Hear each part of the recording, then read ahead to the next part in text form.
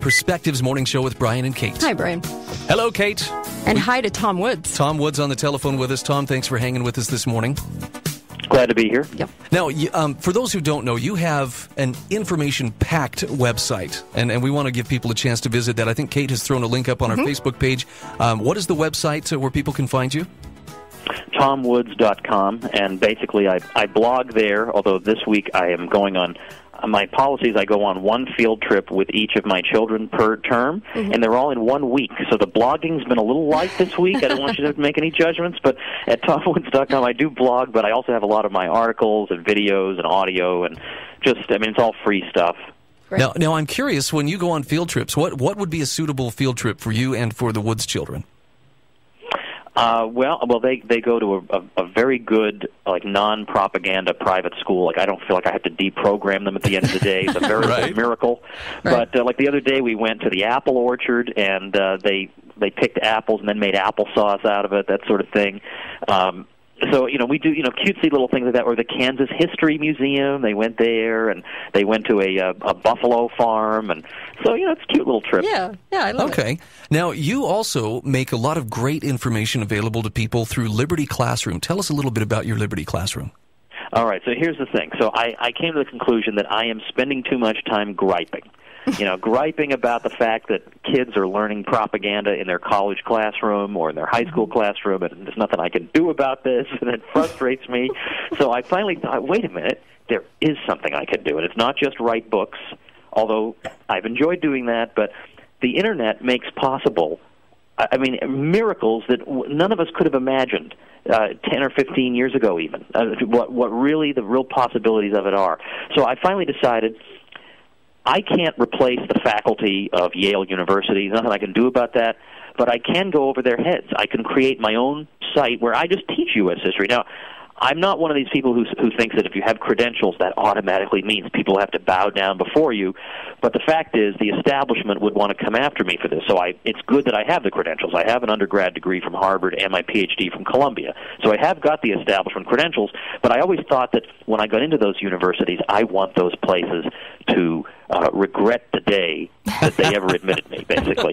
So anyway, what I finally decided to do is I'm just going to have my own website where I teach U.S. history, and I teach it so that you can listen in your car, or if you like to watch me talking, you can see it in video.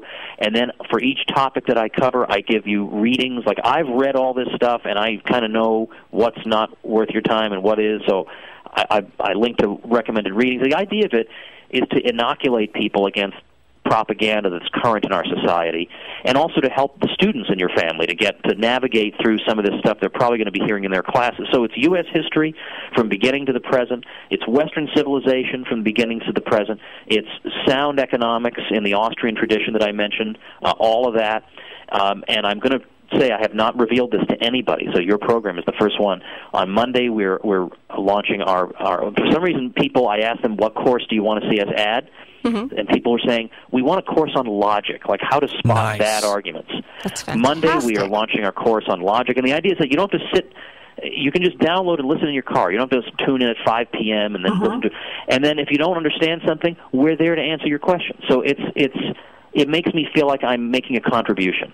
Well, I wholeheartedly agree that you've made huge contributions. You've contributed greatly to my own development as what I consider a freedom crusader. But I want to ask you, where does the disconnect kick in? Why is it that there are so few Americans today who will actively pursue topics or will think through these topics, but instead believe that only experts can tell us what it all means?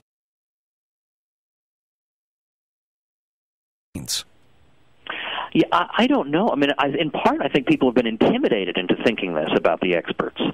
Like, for example, a topic like we discussed earlier, the Federal Reserve. You are ridiculed if you even think you're entitled to an opinion on the Federal Reserve. Why the experts have already told you that we need the Federal Reserve, and the experts have. It is. I think it's also something that is drilled into people's heads a lot of times in the course of their formal education. That, look, this is the book, it's written by the expert, you memorize it and reproduce it on the test. It's that kind of mentality. And a lot of times, I used to be a college professor, and I found that I did have occasionally a really bright student, but most of my sort of smart students were really just good tape recorders. They could reproduce what I had said, they could reproduce what was in the book, But the idea that they would critically assess it was just like utterly beyond them. Like they were not interested in doing it, and they weren't sure they could do it. That's not what and I did my best to convey, but this was after 12 years of being sort of taught that the answers are in the book. Right. Right. Did you grow up in the public education system? I mean, when did this light kick on for you? Yes, I did. Well, it's funny. When I come across kids who are, let's say, like I get emails from 15-year-olds who say, I've watched the videos on your YouTube channel. I mean, I'm thrilled. I've got like 1.3 million views on my YouTube channel. And most of my videos aren't even on my channel or on other people's channels. So, I mean, the Internet makes it possible for me to reach this huge audience. And they'll write to me and say, I've been watching your videos, and I've read the books you've recommended. It has changed my life. And I think to myself, gosh, if only my head were screwed on so tight when I'd been 15 years old. Right. But basically, it was... today, if people want to break free of this, they have the whole Internet. They do one Google search, and they're off to the races. They find there are different ways of understanding certain events or the economy or whatever. Whereas with me, I saw an ad in a magazine that said, hey, we're having a week-long seminar on free market economics at the Ludwig von Mises Institute. Why don't you come to it? So I sent away for their brochure, like we used to do before the Internet, sent my envelope with a self-addressed envelope. Yeah, and I went to that thing for a week, and I was immersed in it, and I basically left saying, all right, this is true. Like, this, I am completely convinced. It practically compels my assent. And from that moment on, I just thought, well, this is the tradition of thought I want to study in, this sort of Austrian school, free market, freedom-oriented way of looking at the world, and I became increasingly convinced this is correct. And I started making my own contributions to it with the books that I've done. Right. You talk about agorism and the fact that it rejects political activity.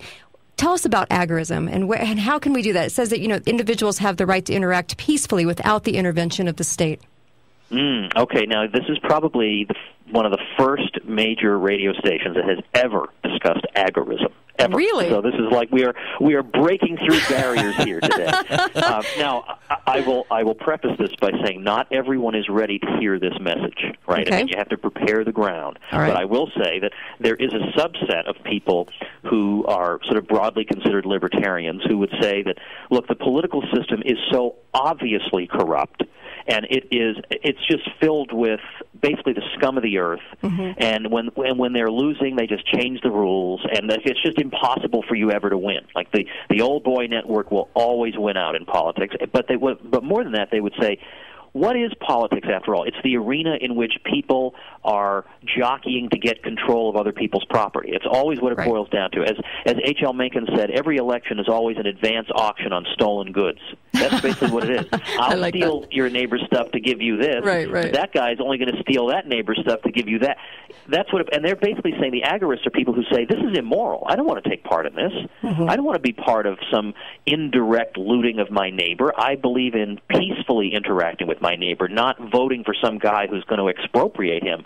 And so agorism is basically saying the state is basically it encourages this. It's founded in theft and mutual plunder, and I don't want to be part of that system. And so instead of trying to get elected to its various offices and try and reform it from within, I'm going to see what I can do to undermine it from without. I'm going to try to fight against it by inflicting a million little cuts on it, by just refusing to consent to it intellectually, and also by just finding ways in my community that I can live without it. So there are places, particularly in New Hampshire, there are people who believe in agorism who don't want to use even the government's courts. They say, we, agorists, we will have our own dispute resolution services, and we will abide by them just to give the moral example to the world that we don't need these monopolistic services that are funded in this immoral way.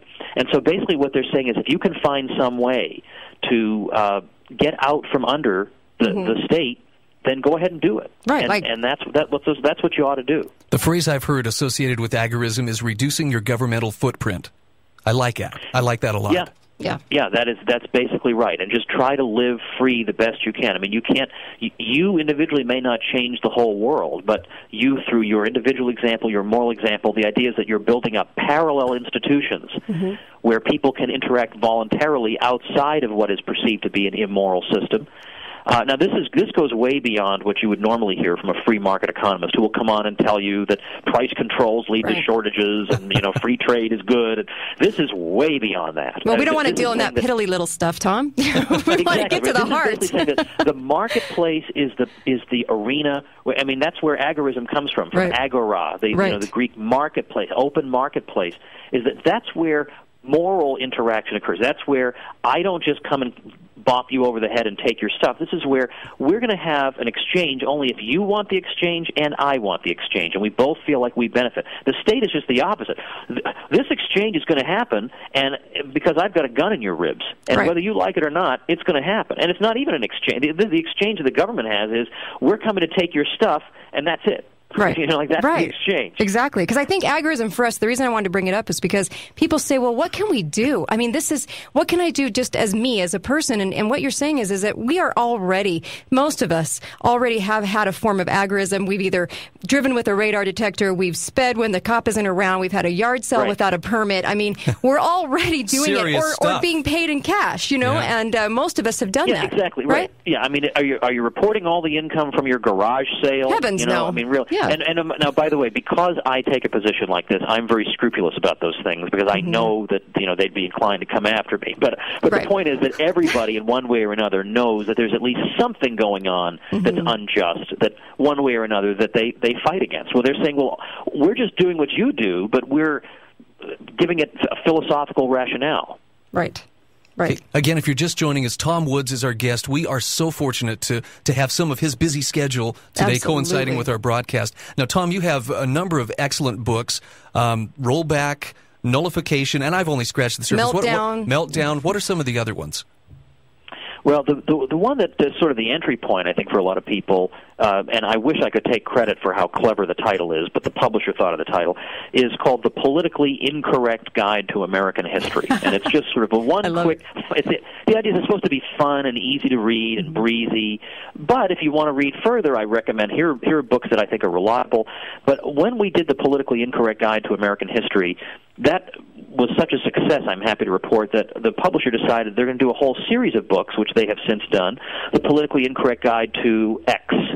So they've done The Politically Incorrect Guide to Global Warming or to the Bible and all other different things where they take kind of a conservative, libertarian stance and go through and just give it's sort of for people who say, I wish I knew more about X, but I just don't have time to sift through 50 books. Well, this is like one book that gives you a fun, cutting through the propaganda introduction. So that one I'm particularly pleased with. But all the different books that I have are at tomwoods.com. Let me point out, just because I forgot it, when we were talking about agorism, the great example of it, I think, is homeschooling. Because when people started off doing that, they were outlaws. Like, you're not allowed to do this. Right. In fact, in Europe, I mean, Europeans look at us like we're insane if we allow homeschooling here. They really think it's typical stupid Americans. But that was directly defying the state. And then it became so big that the state really couldn't stop it after a while. And that became a real advance for the free part of society against the power part of society, that homeschooling succeeded. That is a great example of how these folks are imagining agorism would work. It becomes a mass movement that's so big that it would be, I mean, obviously they could always roll in the tanks, but I don't think people would sit by and let that happen. The point is that they would not be able to stop it, ultimately. And Tom, you mentioned that the Internet and the flow of information online has also opened doors that previously were not open. I'm just curious, you have your Liberty Classroom. I see online education growing by leaps and bounds. Is this another place where agorism is going to outpace the ability of the state to contain it? I think so, because now it means that the gatekeepers of opinion, now, as one of my friends puts it, the gates are still up. We still have a New York Times and a Newsweek and whatever, but the walls have fallen down. Because now people can just go right around these things and find alternative, more reliable sources online. Sometimes those reliable sources, by the way, can be traditional newspapers, but published in other countries. Like half the time you have to get the truth from a British paper. But also there are a lot of independent journalists out there. There's so many sources now that people can go to. And then in terms of education, as you mentioned, my site, libertyclassroom.com, is my own personal way, and I have a few other faculty people that I trust helping me with it, to say that this is a non-state alternative. Now, it's for personal enrichment. It's not accredited at this time, but a lot of people want personal enrichment. They just want to know the truth, and you are increasingly going to see challenges to this system that is totally unaffordable for people. And we look at half of the professors who are involved in it. They're lazy bums with tenure who just sit and blog on their website all day. You think of the old-time medieval universities. These professors were required to debate openly on a regular basis. I mean, these professors today, they would die 1,000 deaths before debating a topic before the general public. And so now that the Internet makes it so cheap to educate people, how are they going to continue a business model where people have got to pay $160,000 for an education? I don't see how it continues. Well, you have a class for kids that you're able to do online, and also is the Politically Incorrect Guide to American History. Would that be a good place to start with our kids? Because I know for me, I'm a mother of 5, and I want to make sure my kids are listening to the messages that you're putting out. And so on both of those things, have you thought about an online course for kids directly related to kids? I do think it's necessary. I think this is the biggest gap right now, is because people are always asking me what books should my kids read, like younger kids, and what video, whatever. This is a big gap that ought to be filled. I'm just not so sure I'm so good at, like, I can teach high schoolers. I'm not so sure. Now, my wife says I'm just being falsely modest here, but I'm not really sure I know how to convey some of this stuff to younger kids. I really don't know. Okay. But it does need to be done. The stuff that I've done, like the Politically Incorrect Guide or libertyclassroom.com, this is mostly aimed at, I mean, if you had a bright high schooler, that person would have no problem going through these resources. Excellent. I know that you've talked about Social Security, Medicare opt-outs, and all, opt-outs across the board. All of these things about free market, really the history and what our history is really about, where we're pointed to, where we're going. All of this has just been so educational for me, and I really want to thank you for putting the information out there, because there's so few resources I feel like we have that really speak the truth. Well, I appreciate that. Thanks. And I mean, my thing is, I can't stop myself. Like back when I was a college kid, I went to Harvard undergrad, and every night going to the dining hall, I would come across people who literally were selling a communist newspaper. And now, normal kids just walked right by them and just thought, well, these people are hopeless, and I'm not going to waste my time. I'm going to go eat dinner. Not me. I couldn't. The fact that an error of this magnitude, a moral error, a historical error, like everything, it was just horrible, was going on right under my nose, was too much for me to bear. And so I would have to stop before dinner, sometimes after dinner, come back out and just talk to them and debate them, whatever. So every time I see a newspaper article that distorts something, a major paper that really distorts some historical thing, I turn my camera on, I make a YouTube, I go to my blog, I go to tomwoods.com, and I write about it. Because I just can't, from that moment I was in college, and I just thought, I can't believe I'm face-to-face with actual commies. I have not been able to just stop myself. So sometimes people, like, I'll be on vacation, people will email me an article and say, you've got to refute this article. I can't even open the article till I get home because it'll eat away at me. Well, I don't have my camera with me. What am I going to do? Well, I know Ron Paul has said about your book, if Congress and the administration really wanted to learn how to eliminate the deficit, limit government, and protect liberty, they would stop wasting taxpayers' money on debt commissions and instead read your book, Rollback. So I just have to commend you. Thank you so much, Tom, for joining us. I really appreciate Tom, this time. this has been time well spent. Thank you so much. Thank you. Thank you both. The pleasure was mine. Okay, TomWoods.com.